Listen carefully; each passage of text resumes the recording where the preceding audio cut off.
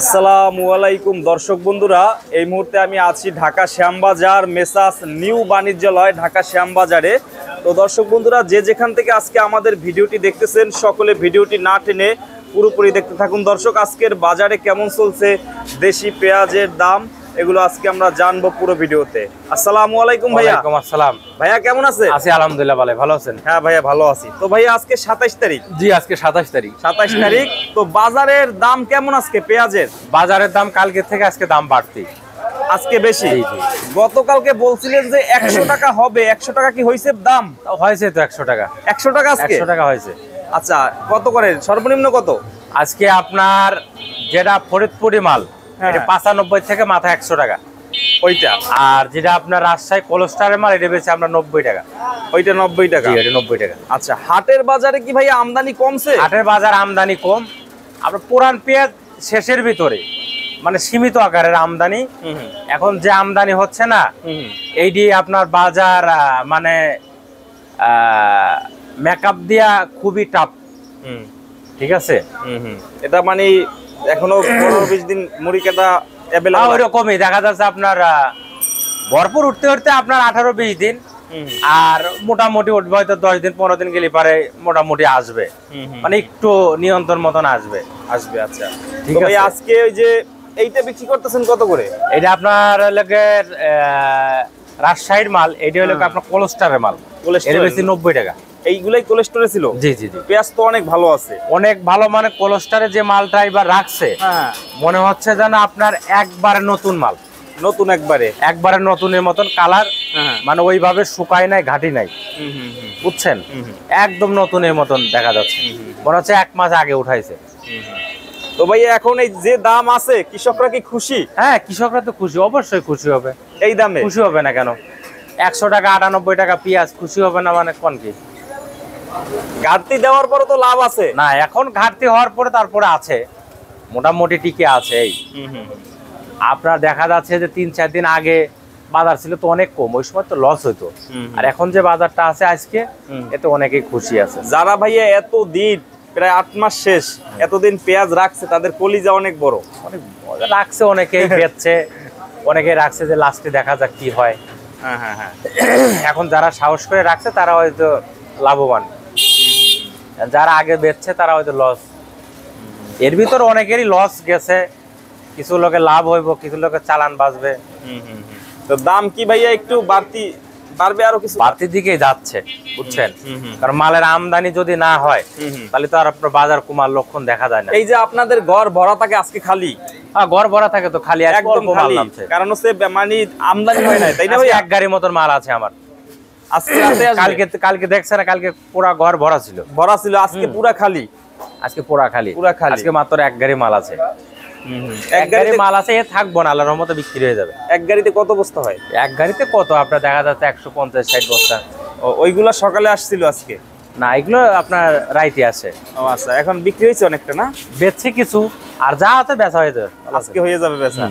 আচ্ছা, তো ভাই আজকে সর্বনিম্ন হয়েছে যে 95-96 95 থেকে 100 টাকা। 95 থেকে 100 টাকা করে। আচ্ছা, 95 থেকে 100 টাকা। ভাইয়া দাম যখন 2-4-5 টাকা বাড়ে ওই সময় কাস্টমার বাড়ে, কারণ কি? কাস্টমার বাড়ে, অনেকে চিন্তা করতে দাম মানে আরো বাড়বে, কিন্তু দাম একটু বাড়বে, বুঝছেন? কারণ মাল তো আপনার এইভাবে আমদানি না হওয়া পর্যন্ত বাজার নিয়ন্ত্রণে আসবে না। যেখানে মালের চাহিদা আপনার শ্যামবাজার প্রত্যেকদিন 50 গাড়ি, সেখানে আমদানি হচ্ছে 4 গাড়ি, 3 গাড়ি, 5 গাড়ি। এটি তো আপনার বাজার কন্ট্রোল করা খুব টাফ। হয়তো সপ্তাহখানিক 10 দিন গেলে পারে নিয়ন্ত্রণ, আস্তে আস্তে নিয়ন্ত্রণে আসবে, কারণ নতুন পেঁয়াজটা উঠে গেলে পারে নিয়ন্ত্রণে আসবে। এবছর মুড়ি কাটা পেঁয়াজের উৎপাদন কেমন হয়েছে?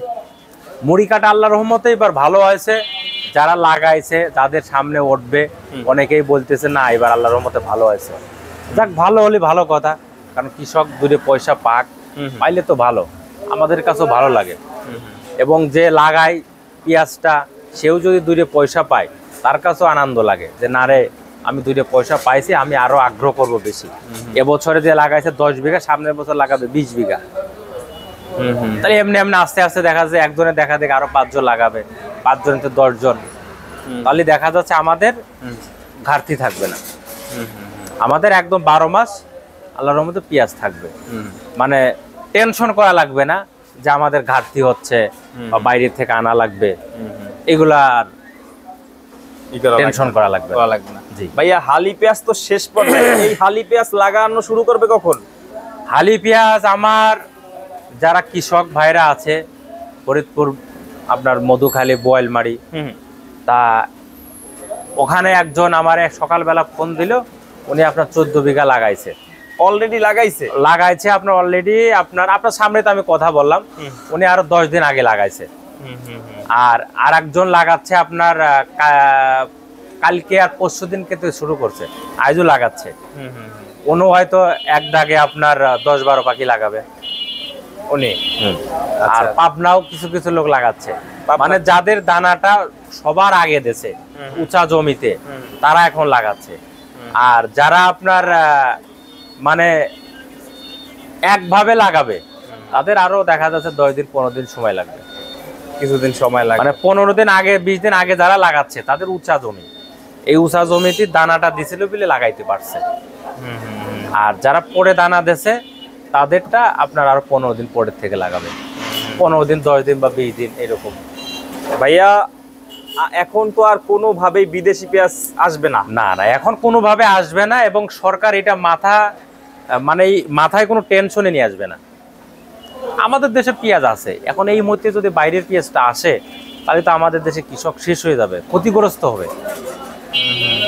তাহলে আমাদের দেশের টাকাটা বাইরে চলে গেল, তাহলে আমাদের দেশে কৃষক তো মরে গেল। কৃষকের দিকে তো তাকাইতে হবে, কৃষক যদি না তাকান হয় তাহলে তো আর আপনার দেশ তো চলবে না। না না, কৃষকের দিকে তাকাইতে হবে, কৃষক বাঁচলে দেশ বাঁচবে। এই যে বাংলাদেশে যে ফসলগুলা এটা কারা ফলায়? কৃষক ফলায়। কৃষকই তো বাংলাদেশের মূল সম্পদ। কৃষক ভাইয়ের অনেকেই বলতেছে, কয় ভাই আমরা ঠিক মতন সার পাচ্ছি না। বাণিজ্য উপদেষ্টা বলেছে আপনার কালকে স্বরাষ্ট্রমন্ত্রী বলছে যে সার শর্ট হবে না, সার পাবে। আলহামদুলিল্লাহ, পাইলে তো ভালো। তো সরকারের কাছে বলি দ্রুত একটু সারটা যেন বাইরের থেকে আমদানি করে বেশি, যাতে কৃষক সারটা ঠিক মতন পাইতে পারে। এবছর ভাইয়া পাইলে দেখা যাচ্ছে যে আপনার হালি পেঁয়াজটা লাগাবে, তাহলে তাদের কোনো ঘাটতি থাকবে না। কারণ এই পেঁয়াজে তো অনেক সার লাগে, সার ঔষধ কীটনাশক প্রচুর লাগে, অনেক লাগে। হ্যাঁ অনেক লাগে। আজকে দেশে ঔষধ, আবার কালকে স্প্রে করা লাগে, ভিটামিন অনেক কিছু। এখন যারা চাষাবাদ করে, আমি তো আর এত বলতে পারবো না, সে ভাইরাই বলতে পারবে। আর যে ঔষধের কোটো ছিল আপনার 50 টাকা 100 টাকা, সেটি এখন 500-600 টাকা। ওইটা যেগুলো ছিল আপনার 500 টাকা, এটি এখন 1000-1500 টাকা, 2000 টাকা, তাও পাওয়া যায় না ঠিক মতন, দাম অনেক বেশি। তাদেরও তো খরচ আছে না। এবছরে সিজনে আমরা মাল বেশি 30 টাকা 25 টাকা কেজি, তো লস গেছে। লাস্টে এসে যদি তারা পয়সা না পালে তাহলে তো হালি লাগাবে না। হালি কি প্রথমে ভাইয়া 30-40 টাকা ছিল তো না? প্রথমে আমরা 30 টাকা বেচছি, 30 টাকা 35 টাকা। গত বছর দাম ছিল, এবছরে দাম কম। ওই সময় কি গত বছর আপনার নতুন সিজনে বেচছিলাম 95-100 টাকা। তবে এবছর বলা যায় না, এবছরে নতুন সিজন আল্লাহর রহমতে পয়সা পাইতে পারে, আল্লাহর রহমত করে সম্ভাবনা আছে। তারপরে বলা যায় না কাঁচামাল এখন কি হবে। আজকে মুড়ি কাটা ভাইয়া বিক্রি হয়েছে দেখলাম 70 টাকাতে, কারণ দেশি পেঁয়াজের দাম কাস্টমাররা নেছে না, তারা বলে 70 টাকা নেছে, 70 টাকায় নিছে। এই পুরাতনের দামটা বাড়লে ওইটাও বাড়ে দাম। পুরান যদি বাড়ে তাহলে ওর সাথে সাথে ওইটার দামও বাড়বে। ওটার দামও বাড়বে। চায়না রসুনের দাম বাড়লে দেশিটার দাম বাড়ে। দেশি রসুন তো কোনো দামই নাই, দেশি রসুন তো বেচা কিনাই নাই। দেশি রসুন শ্যামবাজার প্রচুর, সব ঘরেই মাল আছে, কিন্তু বেচা কিনা নাই, অনেক কম বেচা কিনা। এই রসুনই তো আপনার ক্ষতিগ্রস্ত, কৃষক তো ক্ষতিগ্রস্ত হবে। যারা রাখছে তারাও তো লস, সবাই লস। তারা 4000 4500 টাকা মন কিনে রাখছে, এখন সেই রসুন 50 টাকা 40 টাকা 45 টাকা কেজি, তাহলে আপনার লস না? বিশাল লস। এরকম আলু লস। আলু যারা রাখছে তাদের পত্তা 30 টাকা, সে আলু বিক্রি হচ্ছে আপনার এখন 12 টাকা 13 টাকা, লস না? অনেক লস। তো ভাইয়া সর্বশেষ কি বলবেন কৃষকদের উদ্দেশ্যে? না, কৃষকরা আল্লাহ রহমতে তারা এবার মুড়ি কাটা যারা লাগাইছে দুটো পয়সা পাবে, কারণ গত বছর তো লস গেছিল। তাই বছরে তারা লাভবান হবে আশা করা যায়।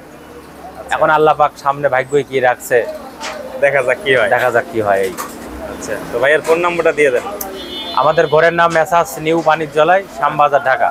আর আমার মোবাইল নাম্বার হলো 01715978036। যদি কোনো কৃষক ব্যাপারী রাখি পাটি মাল দিতে চায় দিতে পারবে, কোনো সমস্যা নাই। মাল বেচা হবে, টাকা সোতার লগে লগে ক্লিয়ার, সাথে সাথে দিয়ে দেন। হ্যাঁ সাথে সাথে ক্লিয়ার, কোনো বাকি নাই। আমারটা বাকি যাক, তার টাকা কৃষকের টাকা ক্লিয়ার, লগে লগে ক্লিয়ার। এটা বলে সবাই বলে, আমাদের সাথেও তো এই যে অনেক ব্যাপারী বা খুচরা ব্যবসায়ীদের সাথেও কথা হয়, ব্যাপারীদের সাথে, ওনারা বলে আপনাদের লেনদেন ভালো। না আমরা দিয়ে দেই, মানে আপনার শ্যামবাজার সবাই দেয়, এর তো ভালো মন্দ আছে, হয়তো আমি খারাপ থাকতে পারে, একজন খারাপ থাকতে পারে, হ্যাঁ সবাই বুঝেন নাই। কারণ হয়তো অনেকেই চিন্তা করে যে না বেঁচে দিতে পারলে ভালো, কারণ দেখা যাচ্ছে তারটা যদি বেঁচে লগে লগে দেয়া দেয় সে আবার আসবে, ওই ঘুরাইলে আর আসবে না। ওই ঘরে মালটা বেচছি, সুতাটা আমার লগে লগে দিয়ে দিয়েছে, টাকাটা ক্লিয়ার করছে, আমি আবার মালটা দিই। আর আমি যদি টাকা নিয়ে 2 দিন ঘুরাই তাহলে তার আমার মাল দেবে না, লেনদেন ভালো রাখতে হবে। যদি পয়সা নগদের জন্য আমাদের এখানে নিয়ে আসে, তাহলে তো আপনার হাটেই বাকি বেচতে পারে। হাটে বেচে না কাজে নিয়ে আসে, শ্যামবাজার গেলে নগদ টাকা বেশি নিয়ে চলে আসবে। এই আমার মধুখালী আলারা, ফরিদপুর, বোয়ালমারি কৃষক ভাইরা তো ডাইরেক্ট ঢাকা নিয়ে আসে, তারা এলাকায় কিন্তু বিক্রি করে না।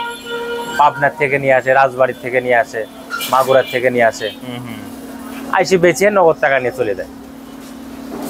রাইতে আসে, সকালবেলা বেচা আসে 10টা 11টা 12টা বাজে চলে যায়। তারাও তো আবার হাটের বাজার থেকে কিনে পেঁয়াজ অনেকে আছে না, যারা কৃষক নিয়ে আসে এরা হাটে বেচে না, তারা তো সরাসরি নিয়ে আসে। যারা ব্যাপারী আছে তারা হাটে থেকে কিনে তারপর আমাদেরকে দেয়, আমরা তাদের টাকা হয়তো দেখা যাচ্ছে বেচা হইলে দিয়ে দেই, না হইলে হাফ দেই, হাফ রাখি, আবার বেচা হইলে দিয়ে দিই। ঠিক আছে ভাইয়া, অসংখ্য ধন্যবাদ। আসসালামু আলাইকুম। ওয়ালাইকুম আসসালাম।